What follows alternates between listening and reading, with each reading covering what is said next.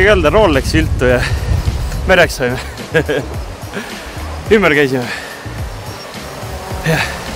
Aga kuidas see kogemus oli siis, et jalad on kinni ja ise püha on aga koos? Põlla hoidis kinni ja ei tulnud nii lihtsalt, kui on räägitud. Ja pidi jalgadega põhjast ennast sirgelt välja suruma. Ja nii ta oli. Oli töö hetk käest. Mis edasi nüüd plaan? Ma ei teagi, me peame seltsimehe kätte saama sealt kaugelt.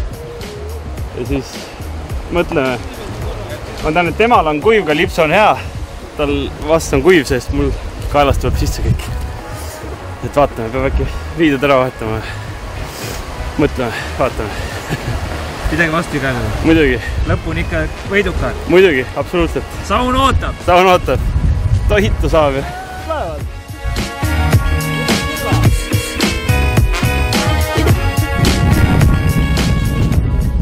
Palju ma oma tootele reklaami võin anda? Kuule, ma ei pea vastu midagi ära.